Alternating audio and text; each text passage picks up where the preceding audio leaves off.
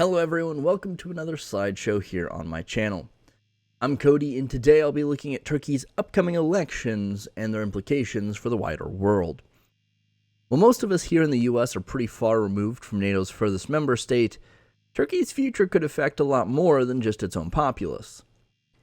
If y'all could leave a like, subscribe, and ring that bell, that'd be great, and also don't forget to leave some comments down below with your thoughts. I'm going to be changing things up a little and hitting my credits right out of the gate, so let me know if this throws you guys off or if this background or effect are throwing you off. I'm digging it personally, but I understand if it hurts anyone's eyes or gives them a headache, I don't want to do that to them. So of course we got to start off with wikis for base information, then a big thanks to YChart for a chart over inflation we'll get later on. We'll have a few pieces covering the building code, the lack of enforcement, and the devastating earthquakes from February. And we have a preview of what the opposition challenger Kemal Kılıçdaroğlu wants to do in his first 100 days. And of course, I couldn't get through my credits without shouting out some channels I enjoy that talk about this specific topic, or at least topics similar to it. So why is any of this important to you if you live outside of Turkey? Well, first off, Turkey in and of itself is its own pole of power. While it's a NATO member state, it also shares a lot of business with Russia, even today after the invasion of Ukraine. At the same time, they back the Azerbaijanis in the conflict over the Nagorno-Karabakh region against the Armenians, which were backed by the Russians as a member of the CSTO, Russia's version of NATO. While the Turks do actively participate widely in NATO and UN missions around the world, they have a few military interventions of their own under their belt. All this to say that Turkey does what Turkey wants to do for Turkey's best interest. However, with the closest presidential contest in a long time, we have to ask, will Turkey continue its independence streak, or will it opt for closer ties with the EU and the West at large? So I'll do my best to cover most of the basics, at least the best an American on the outside of things can do. So first things first, we got to take a look at a little bit of background. Then we got to talk about President Erdoğan and his track record over his long career, both in terms of domestic policy and international relations. Next, we'll do the same for his opponent, Kemal Kılıçdaroğlu, plus we'll look at the Table of Six, the coalition of 6 parties that are officially backing him. As a little bonus, we'll look at their performance in the 2018 election cycle as a reference point. Then we'll look at what these parties have in common to see if a coalition government can get anything done. While the Americans in the crowd are pretty used to our government not doing a whole lot, the Turkish government works a lot more like its European counterparts. So instead of 2 large systems, or 2 large parties rather, doing nothing within a system, it's 10 plus parties fighting to form a coalition to then possibly maybe get something done, but possibly be just as gridiron as the American system. So that to say, it's hard to get and maintain a majority in either system, they just work a little bit differently. So I'm talking about this now since the elections are about 2 weeks away, and with a possible runoff happening later in the month, you can expect at least 1 follow-up video, if not 2. This is a pretty big deal, at least from my understanding. This is the best shot the opposition have had at Erdoğan and the AKP in a long time. You see, Erdoğan's been in a seat of high power for the better part of 2 decades now, either as prime minister or as the president. And in that time, he's consolidated a lot of power within the executive branch of the Turkish government, leading to a lot of criticism from his opponents in the West. Some of his more staunch opponents liken him more to a dictator than a president, casting doubts over previous elections. However, it's not just Erdoğan's been winning these elections. The party he heads, the AKP, have also been doing very well in his time in office. Hailing from the northeastern coastal region of Rize, the man himself, President Recep Tayyip Erdoğan, has been in politics pretty much my entire life, whether or not I knew it. From Istanbul's mayor in the 1990s to the current president, he's been through the spectrum of the political hierarchy.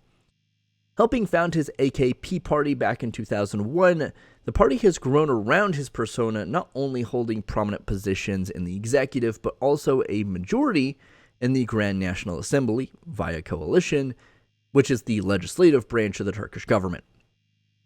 In his time in high office, we've seen such policies as Article 301 of the Turkish Penal Code, making it illegal to insult the country or anything or anyone associated with it.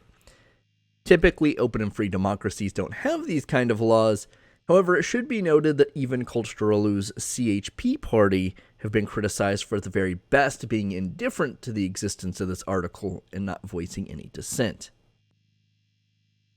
Now, that's not the only thing Erdoğan has overseen in his tenure. Much more recently, Turkey's seen some economic struggles, as has the rest of the world thanks to COVID, except Turkey's have been more severe and are ongoing. As we can see via the chart here from Y charts of Turkey's inflation rates over the last year, inflation peaked in the mid-80% in late 2022, coming down to around 55% as of March 2023. While it is coming down, 55% is still crushing for many Turkish citizens. For comparison, the US topped out last year around 9%, and the EU as a whole topped out around 11.5%. Harkening back to Bill Clinton's It's the Economy Stupid campaign strategy, the opposition has taken to focusing on the price of a single onion, being around 7 to 8 lira, around the time of the ad's recording to hammer home how badly they believe the current government has handled this financial crisis. This doesn't help, especially in contrast to the TCG Anadolu being commissioned right before the election. Spending millions of dollars on a new ship is not a great look if your citizenry is starving. Although, of course, it's not that simple. This is more than really, it's just bad timing because it takes years to build and commission a ship. But the point still stands. This much more so as Erdoğan has ordered some strange changes to interest rates over the last year, leading to the lira weakening even more. While some countries do bank on their currencies being devalued, Turkey is not one of them, and it has resulted in a lot of concern that Erdoğan and the AKP may not be able to turn things around financially. All of this on top of the crushing earthquakes in February that were exacerbated by lax building codes and enforcement. It's easy to see why people are questioning who to vote for in this upcoming election cycle. Not only did policy actively make things worse in this instance, but the government's response has been touted as insufficient by many of those impacted. While the last few months have been pretty rough for Erdoğan, he did get where he is for a reason. One of his go-tos being the Kurdish question, or rather how to work with/handle the Kurdish population within the country, and some factions they see as extreme outside of the country. While the Kurdish population of Turkey are not fans of Erdoğan by any means, they do make up a minority in the country's populace, and they are largely focused in the southeastern corner of the country. Even if nothing changes, simply bringing up his track record on the issue drums up support from his base, as well as the deportation of Syrian refugees. I know this may sound harsh, and believe me it is, but if you're an everyday average Turkish citizen with an average income who's struggling to literally put food on the table, you're likely to hear someone out even if they're offering solutions you may not feel comfortable with.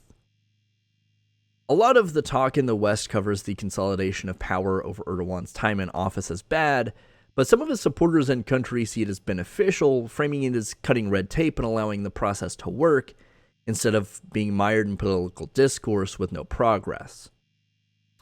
Erdoğan is one of those people who has his fans and has his hater, but you're not changing the mind of either side. It's left up to the swing votes in the middle to really shift the discussion one way or the other. However, on the international stage, Erdoğan has had some successes recently with the continually extended Ukrainian grain deal, which is one of the biggest diplomatic successes since the start of the war. Now, it is only on a 60 or 120-day basis and has required upping each time that period has lapsed, but it has continued to go on despite the war raging. This is something Erdoğan can lean on as he has maintained an independent Turkey instead of bowing to the leadership of the EU or NATO.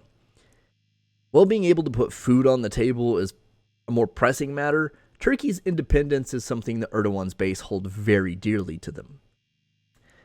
Along similar lines, the Kurdish question, but more focused on elements outside of the country allows him to focus on maintaining quote-unquote security by having a presence in northern Syria and northeastern Iraq. Regardless of which side you're on in regards to the Kurds and Kurdistan, it's undeniable that Erdoğan has leaned on his actions and he's likely to do it again. Once again, economics has probably taken the cake, but security is something that his base is really worried about. There's a lot to talk about with NATO as well. From conflicts with Greece over islands in the Aegean and blocking Sweden's application, the Turks have a different relationship with the alliance than most. Concerns over a conflict between NATO member states Greece and Turkey came to a head not long ago.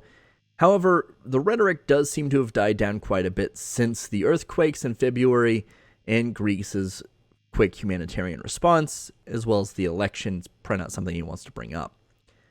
Regardless, the independent streak does continue. Erdoğan also gets to claim strength against anti-Islamist sentiment from Sweden by blocking their application to NATO, most likely while trying to extract concessions from other NATO members, likely the US and F-16s or F-35s.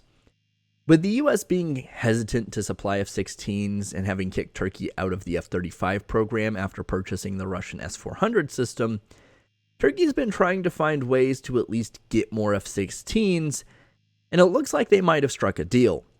Now, I do want to press that even though Reuters has reported a deal, it is so far only an informal approval from US Congress. It's not done. It is far from being a done deal. So we may not see F-16s going to Turkey anytime soon. That being said, if it's an exchange for possibly pushing Sweden's NATO application through after the election, I wouldn't be super surprised if we do see Congress's approval fairly quickly thereafter. Hailing from the Tunceli, hopefully, region in the eastern third of the country, Kemal Kılıçdaroğlu challenges Erdoğan for his seat of the presidency. Having a less stellar political career, there were concerns that Kılıçdaroğlu was the wrong choice for the Table of Six coalition candidate. While he's been around and his party, the CHP, is the next largest, he's seen a lot of defeats at the hands of Erdoğan and the AKP. Now, it's hard to talk about just Kılıçdaroğlu, as the Table of Six that supports him aren't exactly the best of friends. While it's no political compass, this should provide at least a little understanding of where these parties sit on a left-right spectrum. Kılıçdaroğlu's CHP is mostly center-left, however, keep in mind, this is in regards to Turkish politics, not the politics of other countries, so this would not look the same here in the US. The rest of the coalition is mostly center-right, moving towards the far right. Oddly enough, the coalition is both to the left and the right of Erdoğan's AKP party. While the CHP is the next largest party after the AKP, it's still not enough on its own to take them head on. The most quote-unquote left of the large parties, the CHP would pull just above 30% of the vote in the last presidential election in 2018. As we can see from the election map, aside from a hold in the east, which, funny enough, is Kılıçdaroğlu's home province of Tunceli, the CHP sticks to the western coastline. While losing out on the presidency, the CHP still managed to snag 134 seats in the Grand National Assembly, making it the second largest independent party in the assembly, behind, of course, the AKP. This is where I want to plant the bug in your head about the assembly elections. While I'm not going to cover it too in-depth here, I may in my follow-up videos, as the election results for the Grand Assembly may still prove a problem for Kılıçdaroğlu if they can't pull off a win there. In terms of some of the self-descriptions the CAP gives, you'll notice a couple of them will appear on some of the other parties as well. It's the only one of the Table of Six to consider itself as pulling for a socialist democracy, but it's by far the only one calling calling for closer ties to the EU. It's not the only one, is what I meant to say there. Along this, one of their other main tenets is called Kemalism, I believe. which is basically boiled down to the 6 founding beliefs of Turkey: republicanism, referism, secularism, popularism, nationalism, and statism. Now on to the Good Party, claiming Kemalism as well as nationalism and a pro-EU attitude. Seems a little contradictory at first glance, but pro-EU doesn't necessarily mean pro-EU at the cost of Turkish interests. The Good Party would come in 4th in the 2018 presidential election and hold 36 seats in the assembly. Even with the Good Party and the CHP's performance in 2018 combined, they still would have been rather short of a majority that they would need to topple the AKP. The Democrat Party is pretty different from its US counterpart, opting for liberal conservatism, which to Americans might sound a little contradictory, but it's totally a thing. Basically, free markets, but more law and order on social responsibility, on an individual level at least. Much like the previous two parties, the DP is also pro-EU. While their support will help, they currently only have 2 seats in the assembly. Next, we have the Felicity Party, the far right on the table, claiming a religious nationalist focus around Islam. Fundamentally, a pretty stark contrast to Kemalism of the CHP and the Good Party. While it's hard to say how much pull they'll have within the coalition, it's possible they'll have some support from the AKP. However, people voting along religious lines as opposed to economic or policy lines may not be too swayed if there's no real pull of the party within the table of 6. I question the pull they have not only based on their difference in ideology, but their one lone seat in the Grand National Assembly. Speaking of one lone seat in the assembly, though, we have the Democracy and Progress Party. We see liberal conservatism make a return and a push for minority rights.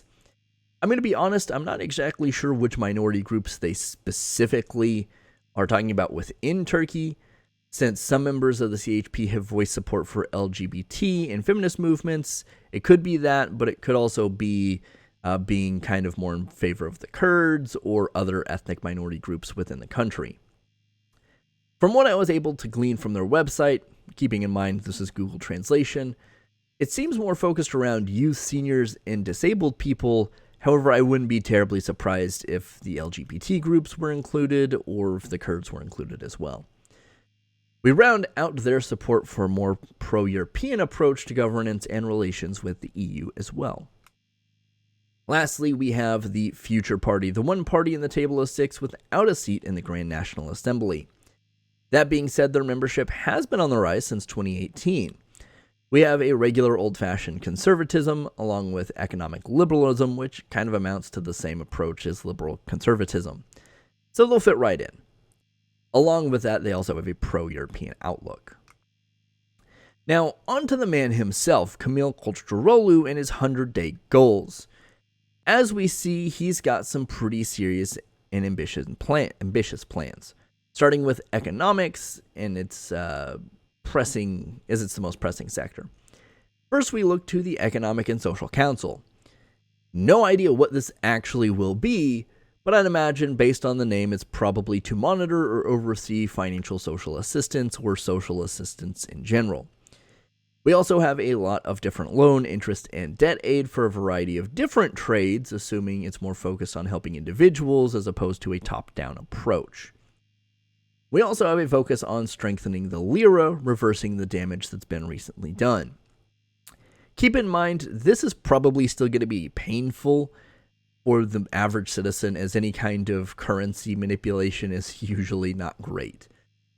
Now on to infrastructure projects. We have a couple of big ones like a tank factory, which will probably be producing the Altay, which I'll be talking about in a later video, and a dedicated military hospital, which is something they don't currently have. It's a pretty big deal for the Altay tank and wounded veterans of Turkey's foreign interventions, but these are at least 2 top headline ones. I imagine there's more infrastructure-based stuff later on. Now we have reforms based around democratic health of the country as well. First, the table of 6 in general seeks to return to a more parliamentary system, likely focusing on operating in a similar fashion to most of more European parliamentary republic as opposed to what they've been doing now.